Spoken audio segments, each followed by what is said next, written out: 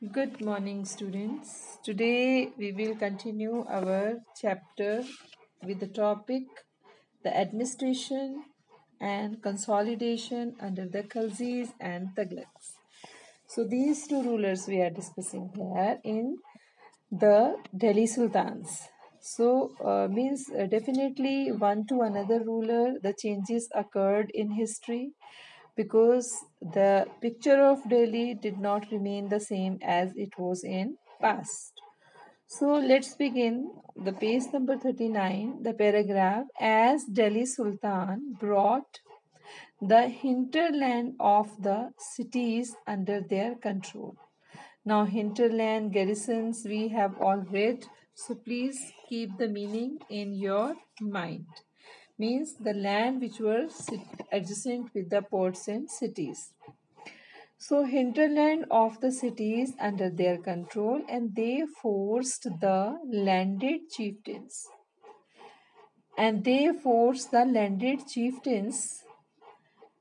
The Samantas, aristocrats, the rich landlords, and accept their authority. Means in Delhi sultans brought hinterland and cities in their control. You understand this?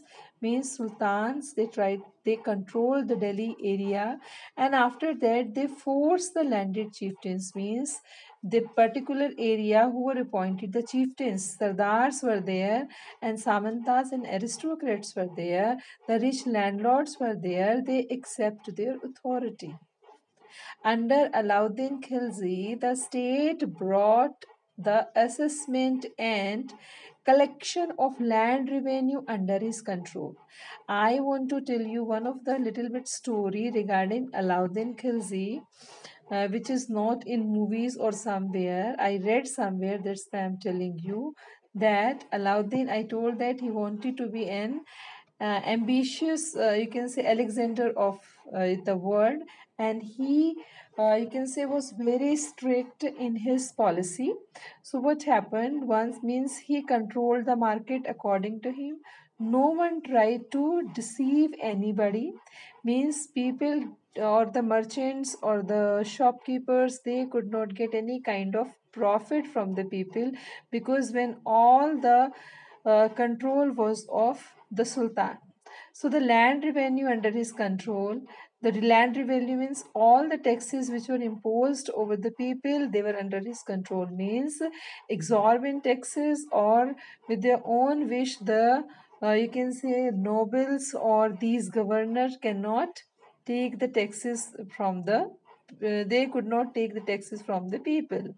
And if it is happens sometimes, if anybody is trying to get the profit, to earn the profit from the market or somewhere, so very harsh punishments were kept for the people, so that to see that people did not try to take any benefit, or means they could not cheat to the sultan. So the rights of the local chieftains to levy taxes were cancelled, and they were also forced to pay the taxes. The rights of the local chieftains means the local chieftain, local sardars to levy means impose karna. Like they impose the taxes and cancelled that they were also forced to pay the taxes. And they were also forced means they were also forced to pay the taxes, means they had to pay the taxes even like other. And the sultan's administrators measured the land and kept careful accounts, means each and everything was recorded by the sultan. Means some financial experts would be there, they had the record the collection of the taxes, and means the tribute given by the people to the ruler. So many things, means financially everything is recorded. Some of the old chieftains and landlords served the sultanate as revenue collector and assessors.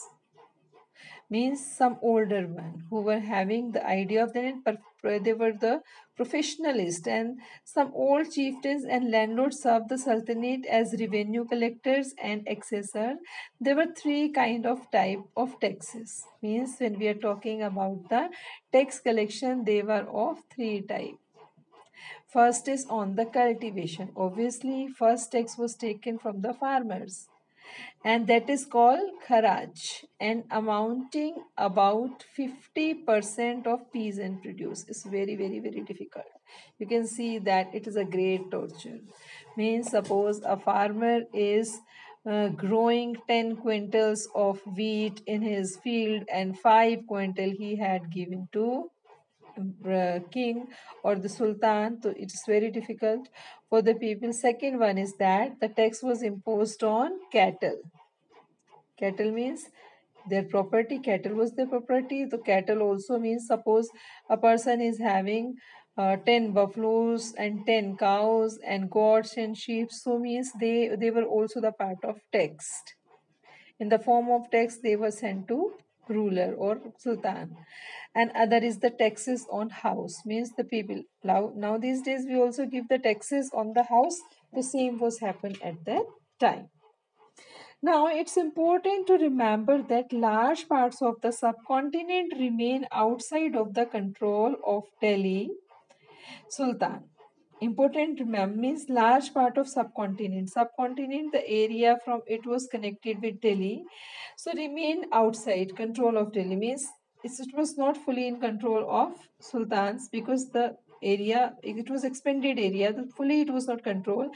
It was difficult to control the distance provinces like Bengal, Delhi, from Bengal to from Delhi, and like suppose you can understand this is Delhi, and when we are talking about Bengal, we are talking about south, north, west, then north. It means the vast region. If you say, it was difficult to control.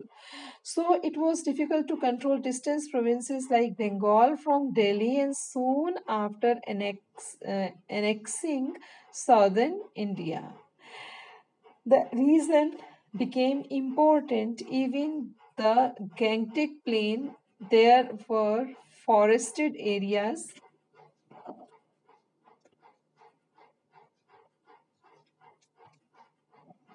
that Sultanate force could not penetrate. Locate, local chieftains established their rule in these regions. Sometimes rulers like Alauddin Khilji and Muhammad bin Tughlaq could force their control in these areas, but not for the short, but only for the short duration. Means though they control the region, means the frontiers, the east and west and south, but it was only in their ruling period, means it was not forever. So till here we discuss this. In the next video I'll discuss other two paragraph. Okay.